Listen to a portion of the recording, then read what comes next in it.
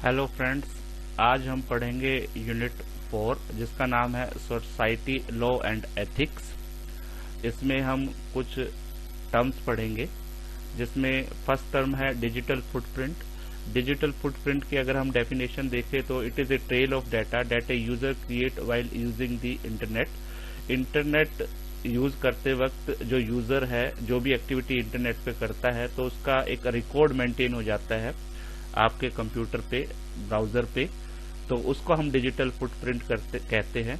जब हम किसी वेबसाइट पे जाते हैं, वेबसाइट को विजिट करते हैं या कोई ईमेल भेजते हैं या फिर किसी सोशल नेटवर्किंग साइट पे जाके कोई पोस्ट या कमेंट करते हैं, तो इस तरीके की सारी जो इन्फॉर्मेशन है वो हमारी स्टोर हो जाती है, जो हमारी डिजिटल फुटप्रिंट कहलाती है। डिजिटल फुटप्रिंट दो टाइप के होते हैं।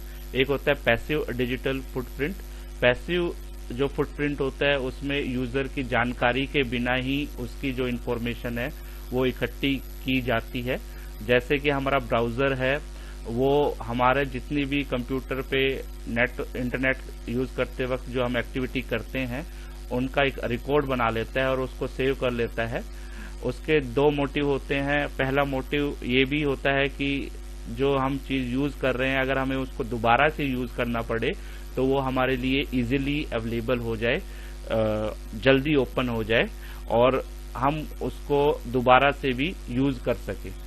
दूसरा है हमारे पास एक्टिव डिजिटल फुटप्रिंट। इस फुटप्रिंट में वो एक्टिविटीज होती हैं जो हम जान करके करते हैं, डेलिबरेटली करते हैं। जैसे कोई हम ब्लॉग लिख रहे हैं या किसी सोशल नेटवर्किंग साइट पे जा रहे हैं, उस पे कोई पोस्ट कर रहे हैं, कोई पिक्चर शेयर कर रहे हैं, तो इस तरीके की जो एक्टिविटीज होती हैं वो आपका एक्टिव फुटप्रिंट बनाती है। एक्टिव फुटप्रिंट ये इसलिए है क्योंकि ये आप खुद डेलिबरेटली आप इन चीजों को शेयर कर रहे हैं और चाह रहे हैं कि लोग इनको देखें, शेयर करें और एक जगह से दूसरी जगह पे ये चीजें पहुंचे। That's why it is called as active digital footprint. तो हमने देखा कि जो हमारे फुटप्रिंट हैं वो दो टाइप के हैं, पैसिव और एक्टिव। बेसिक जो डिफरेंस है, पैसिव में यूजर की जानकारी के बिना ही सारी इंफॉर्मेशन इकट्ठा की जाती है और एक्टिव फुटप्रिंट में यूजर खुद उन इंफॉर्मेशन को शेयर करता है ताकि कि लोग उनको देख सकें, उनको सेव कर सकें और उनको बाद में फिर फ्यूचर में दोबारा से देख सके। जितना ज्यादा हम इंटरनेट का इस्तेमाल करते हैं उतने हमारे जो डिजिटल फुटप्रिंट है वो ग्रो करते हैं और इन डिजिटल फुटप्रिंट की हेल्प से हम किसी भी यूजर की लोकेशन को भी ट्रैक कर सकते हैं और कौन सा सिस्टम उसने यूज किया हम उसको भी कर सकते हैं with the help of IP address जो कि आपके डिजिटल फुटप्रिंट पे आता है। जब आप किसी वेब सर्वर पे लॉगिन करते हैं तो आप अपने आईपी एड्रेस की हेल्प से उस पर लॉगिन करते हैं और वो वहां पे स्टोर हो जाता है कि इस आईपी एड्रेस की हेल्प से आपने उसको रिट्रीव किया डाटा को या उस डाटा को देखा। तो ये सारी चीजें आपकी डिजिटल फुटप्रिंट की कैटेगरी में आती है। नेक्स्ट हमारे पास जो टॉपिक है वो है net and communication etiquette. Etiquette का जो हिंदी में मतलब होता है शिष्टाचार या व्यवहार। जो व्यवहार हम अपनी डेली सोशल लाइफ में करते हैं वो एटिकेट कहलाते हैं। इसी तरीके से जो इंटरनेट का इस्तेमाल करते वक्त हम बिहेवियर दिखाते हैं या बिहेव करते हैं वो इंटरनेट एटिकेट या फिर नेट एटिकेट की कैटेगरी में आते हैं। जैसा कि हम डेफिनेशन में देख सकते हैं, it is a code of good behaviour on the internet. Internet use करते वक्त जो हम अच्छा बिहेवियर करते हैं वो हमारी नेट एटिकेट की कैटेगरी में आता है। अब हम देखेंगे, ये हमारे पास यहाँ पे नेट एटिकेट की जो डेफिनेशन है वो है, it is a set of professional and social etiquette rules which are practised in electronic communication over computer network. वैसे तो कोई ऑफिशियल लिस्ट नहीं है नेट एटिकेट की कि हमें इंटरनेट यूज करते वक्त क्या क्या चीजें करनी चाहिए, फिर भी हमने यहाँ पे कुछ पॉइंट गैदर किए हैं जिनको आप देख सकते हैं जो कि एक अच्छे नेट एटिकेट की कैटेगरी में आ सकते हैं। सबसे पहला जो पॉइंट है, अवॉइड पोस्टिंग इन्फ्लेमेटरी और offensive comment online. Social networking का यूज करते वक्त हमें कोई इन्फ्लेमेटरी पोस्ट नहीं डालनी चाहिए या ऑफेंसिव कमेंट नहीं डालना चाहिए, जैसा कि किसी रिलीजन के खिलाफ या किसी एक पर्टिकुलर पर्सन के खिलाफ कोई ऐसे पोस्ट नहीं करने चाहिए, क्योंकि वो सभी लोगों के लिए ओपन होते हैं, सभी लोग देख सकते हैं, तो उससे उनको ह्यूमिलेशन हो सकती है। दूसरा है, we have to respect other privacy by not sharing their personal information. हमें दूसरों की कोई पर्सनल इंफॉर्मेशन है या उनकी पर्सनल फोटो है, वीडियो है, वो भी ऑनलाइन नहीं शेयर करनी चाहिए बिना उनकी परमिशन से। क्या पता उससे उन्हें बुरा लगे, तो हमें दूसरों की प्राइवेसी को भी रिस्पेक्ट करना चाहिए।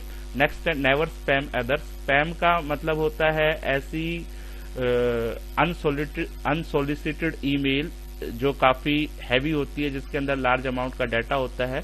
तो हमें कोई ऐसी मेल भी नहीं भेजनी चाहिए, जैसे कोई इंश्योरेंस कंपनियों से मेल आती हैं या दूसरी टाइप की जो मेल्स होती हैं वो स्पैम की कैटेगरी में होती है। तो we should never spam others. Next है, ऑनलाइन काफी गेम्स भी अवेलेबल होते हैं, तो उन गेम को खेलते वक्त हमें स्पोर्ट्समैनशिप भी दिखानी चाहिए। अगर हम हार जाते हैं तो हमें कोई गलत कमेंट नहीं करने चाहिए। Next, the fifth one is don't troll people on web forum. Social networking site पे हमें कमेंट पोस्ट करने की फैसिलिटी दी होती है, तो अगर कोई पोस्ट करता है तो हमें उसकी पोस्ट पे जाके उसको ट्रोल नहीं करना चाहिए, कोई नेगेटिव कमेंट नहीं देने चाहिए, भले ही वो आपको अच्छा लगे या ना लगे। तो ये चीज हमें ध्यान रखनी चाहिए। We need not to troll someone on the web forum और वेबसाइट। नेक्स्ट है, stick to the topic when posting in online forum. कई ऐसे ऑनलाइन फॉर्म होते हैं जहाँ पे डिबेट होती है या किसी एक पर्टिकुलर टॉपिक पर हम कोई चीज अपना विचार रखते हैं, अपने आइडियाज रखते हैं, तो हमें ध्यान रखना चाहिए कि हम अपना जो टॉपिक है उस तक ही लिमिटेड रहें, ना कि अपने किसी दूसरे तरीके के जो टॉपिक्स पे हम डाइवर्ट हो जाएं। नेक्स्ट है, डोंट स्वेयर और यूज ऑफेंसिव लैंग्वेज। जैसा कि पहले बताया, सोशल नेटवर्किंग साइट्स पे हमें कोई भी ऑफेंसिव लैंग्वेज का यूज नहीं करना चाहिए और ना ही हमें किसी नेगेटिव कमेंट से किसी को रिप्लाई करना चाहिए। अगर आपको कोई नेगेटिव कमेंट दे रहा है तो भी उसमें हमारे पास एक रिपोर्ट करने का ऑप्शन होता है, तो हमें या तो उन्हें रिपोर्ट करना चाहिए या उसे पॉजिटिव वे से उसको कमेंट करना चाहिए।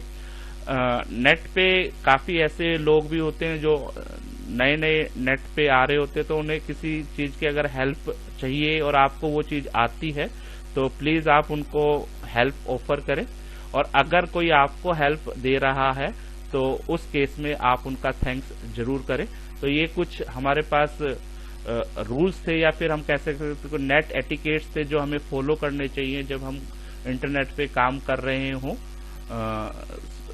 नेक्स्ट हमारे पास देखेंगे कि जो हमारे पास डाटा होता है नेट पे आज के टाइम में काफी ज्यादा जनरेट हो रहा है, उसको हम किस तरीके से नेक्स्ट है हमारे पास डाटा प्रोटेक्शन।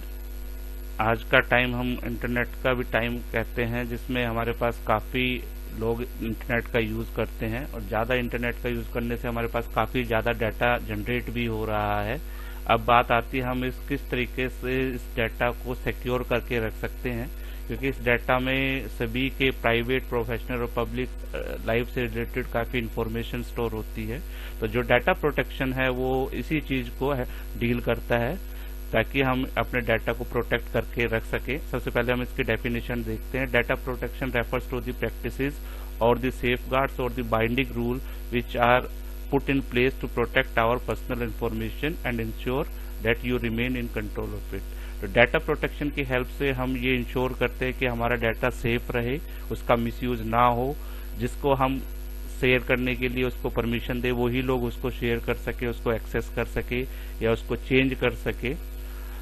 क्योंकि डाटा की क्वांटिटी आज के टाइम में काफी ज्यादा हो रही है, तो उसको उसके ऊपर कंट्रोल मेंटेन करना काफी डिफिकल्ट हो रहा है। तो उसके लिए ही हमने डाटा प्रोटेक्शन लॉज बनाए हैं ताकि हम डाटा को प्रोटेक्ट कर सकें। इसके लिए हमारे पास काफी टर्म्स हैं जो आगे हम पढ़ेंगे। पहली टर्म है इसमें intellectual property right. Intellectual property right किसी भी जो क्रिएटर है इंफॉर्मेशन का उसके राइट होते हैं कि वो अपनी जो क्रिएशन है उसको किन किन लोगों के साथ एक्सचेंज करना चाहता है, शेयर करना चाहता है और डिस्ट्रीब्यूट करना चाहता है। ये आईपीआर ओनर को ये राइट भी देते हैं कि वो अपनी क्रिएशन के बदले कुछ चार्ज कर सके, कुछ पैसे ले सके, जिसके बेस पे वो उनको शेयर या एक्सचेंज करना चाहता है। जो आपकी इंफॉर्मेशन का रियल जो क्रिएट करता है इंफॉर्मेशन को, वही उसका ओनर होता है और उन्हीं को ही ये इंटेलेक्चुअल प्रॉपर्टी राइट दिए जाते हैं। इंटेलेक्चुअल प्रॉपर्टी राइट्स की हमें जरूरत क्यों पड़ी और ये क्या क्या इसके फायदे हैं वो हम देखेंगे। सबसे पहला जो इसका एडवांटेज है, it encourages the individual and business to create new software. ये लोगों को मोटिवेट करता है, इंकरेज करता है ताकि वो नए नए सॉफ्टवेयर बनाएं। जो सॉफ्टवेयर पहले से बन चुके हैं उनको इम्प्रूव करे ताकि ज्यादा से ज्यादा लोगों तक वो पहुंच सके और इसके बदले वो कुछ प्राइस भी ले सके। दूसरा है, ये इंश्योर करता है कि नए आइडिया और नई टेक्नोलॉजी जो आई है वो सभी को मिल सके। It also promote investment in the national economy. ये जो आपकी इकोनॉमी है उसको भी बूस्ट करने में हेल्प करता है। नेक्स्ट हमारे पास जो टॉपिक है वो है प्लेजरिज्म। प्लेजरिज्म का मतलब होता है कॉपी करना। अगर हम किसी दूसरे का इंटेलेक्चुअल वर्क अगर हम कॉपी करते हैं और उसको प्रेजेंट करते हैं अपने काम के रूप में, then it is an example of plagiarism. Plagiarism में जो मेन चीज होती है, हम उसके ऑथर को उसका क्रेडिट नहीं देते हैं और उसको अपने काम के रूप में प्रेजेंट करते हैं। It also involves lying, cheating, theft and dishonesty. ये सारी चीजें आपके प्लेजरिज्म के अंदर बाय डिफॉल्ट आ जाती है क्योंकि आप किसी दूसरे का काम यूज कर रहे हैं। प्लेजरिज्म को दो कैटेगरी में डिवाइड किया गया है, एक है एक्सीडेंटल, दूसरा है डेलिब्रेट। एक्सीडेंटल को अनइंटेंशनल और डेलिब्रेट को इंटेंशनल भी हम कह सकते हैं। अब हम देखते हैं कि एक्सीडेंटल प्लेजरिज्म क्या होती है और डेलिब्रेट प्लेजरिज्म क्या होती है। जब हमें किसी के काम के बारे में पता ना हो और हम अनइंटेंशनली उसके काम को थोड़ा बहुत चेंज करके अपने काम के रूप में उसको प्रेजेंट करें तो ये एक्सीडेंटल प्लेजरिज्म की कैटेगरी में आता है। और दूसरा, हम जानते हुए कि ये किसी दूसरे का रिसर्च वर्क है, दूसरे का काम है, उसको उसमें कटिंग एडिटिंग करके अपने काम के रूप में प्रेजेंट करें तो वो डेलिब्रेट प्लेजरिज्म की कैटेगरी में आता है। डेलिब्रेट प्लेजरिज्म के काफी सीरियस इम्प्लीकेशन है। इसके लिए आईटी लॉ में पेनल्टीज भी बनाई गई है। तो हम देख सकते हैं कि एक्सीडेंटल और डेलिब्रेट प्लेजरिज्म में क्या क्या फर्क है। नेक्स्ट टॉपिक है, हम प्लेजरिज्म को किस तरीके से कम कर सकते हैं या अवॉइड कर सकते हैं। तो सबसे पहले हम अगर कोई काम कर रहे हैं तो उसको अपने खुद की क्रिएटिविटी की हेल्प से उसको बनाना चाहिए, अपने आइडियाज यूज करने चाहिए, अपने वर्ड्स यूज करने चाहिए। और अगर हमें किसी दूसरे के काम को करने की काम को देखने की जरूरत भी पड़ रही है या उसको प्रेजेंट करने की जरूरत पड़ रही है तो हम उसके क्रेडिट जरूर दें जिसने वो काम किया है उसके ऑथर को, तभी हम प्लेजरिज्म से बच सकते हैं। जैसे कि अगर हमने किसी वेबसाइट की हेल्प ली है किसी काम को करने के लिए तो हमें उस वेबसाइट का नाम बताना होगा, ऑथर का नाम बताना होगा कि जिसने वो काम किया है। इस तरीके से हम प्लेजरिज्म से बच सकते हैं। दूसरा, प्लेजरिज्म को रोकने के लिए हम कुछ ऑनलाइन टूल भी अवेलेबल है जो हम यूज कर सकते हैं, जिससे हम ये पता लगा सकते हैं कि ऐसा काम पहले किसी ने किया हुआ है या नहीं किया हुआ। और लास्ट में हम खुद की अपनी राइटिंग स्किल को डेवलप करें, इतना डेवलप करें कि वो किसी के दूसरे के काम की तरह ना लगे, तो भी हम प्लेजरिज्म से बच सकते हैं। तो ये हमारे पास कुछ तरीके थे जिससे हम प्लेजरिज्म को अवॉइड कर सकते हैं। नेक्स्ट हमारे पास जो टॉपिक है वो है लाइसेंसिंग एंड कॉपीराइट। जब भी हम कोई सॉफ्टवेयर खरीदते हैं तो हमारे पास उसके लाइसेंस के साथ वो आता है। लाइसेंस एक लीगल परमिशन होती है किसी भी सॉफ्टवेयर को यूज करने की और उसको रिडिस्ट्रीब्यूट करने की। सॉफ्टवेयर के लाइसेंस से हमें ये पता चलता है कि हम उस सॉफ्टवेयर को कॉपी कर सकते हैं, मॉडिफाई कर सकते हैं या रिडिस्ट्रीब्यूट कर सकते हैं या नहीं। साथ ही हम ये भी पता कर सकते हैं लाइसेंस से कि हम किसी सॉफ्टवेयर को सिर्फ एक बार यूज करें या मल्टीपल टाइम भी यूज कर सकते हैं। और सॉफ्टवेयर के लाइसेंस के साथ हमें उसका सोर्स कोड भी मिलता है और कई केसेस में नहीं मिलता। ये सारी चीजें डिपेंड करती है कि हमारा जो लाइसेंस हमें मिला है वो किस टाइप का लाइसेंस है। तो जो टाइप सॉफ्टवेयर के लाइसेंस है उसके अब हम देखेंगे उसकी क्या क्या टाइप्स होती है, क्या क्या कैटेगरी है।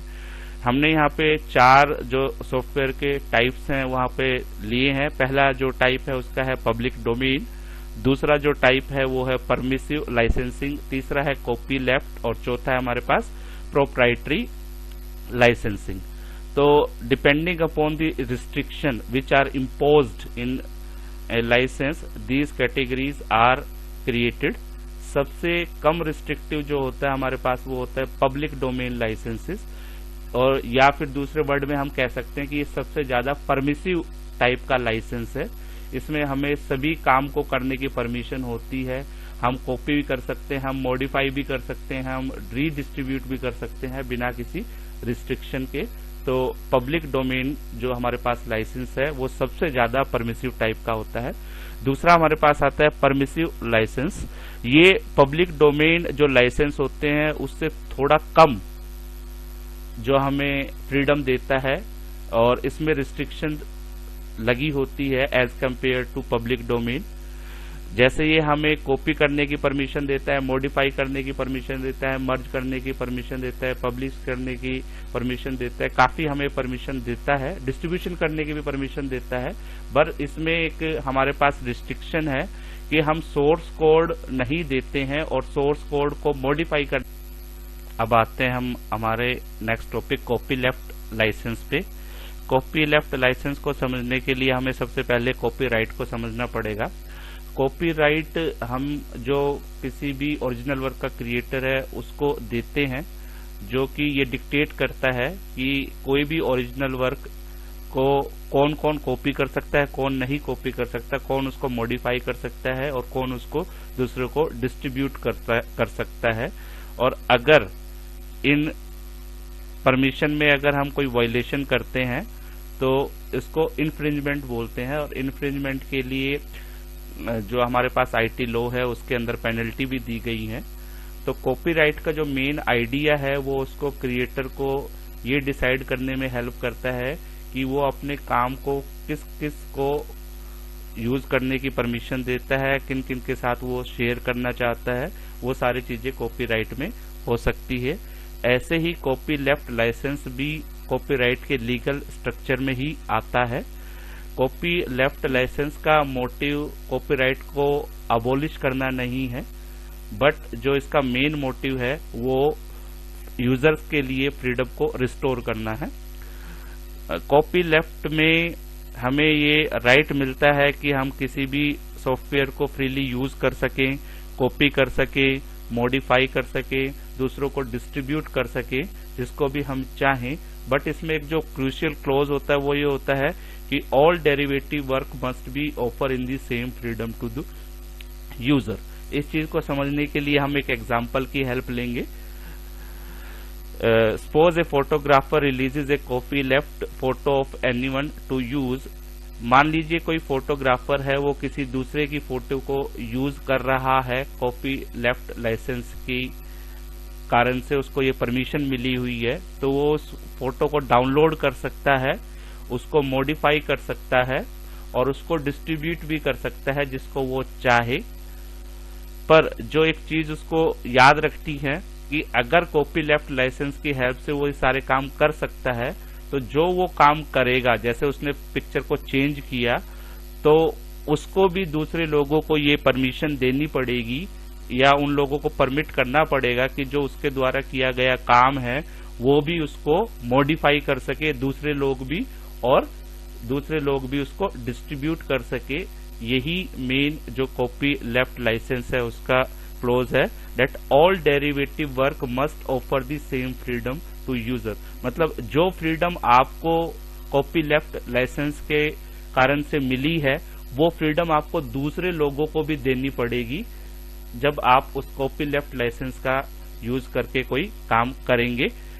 कॉपी लेफ्ट लाइसेंस के लिए ये कुछ हमारे पास एग्जाम्पल हैं, जैसे जीपीएल है, क्रिएटिव कॉमन्स है, ये लाइसेंस के टाइप है, एलजीपीएल है, मोजिला पब्लिक लाइसेंस है जो आते हैं।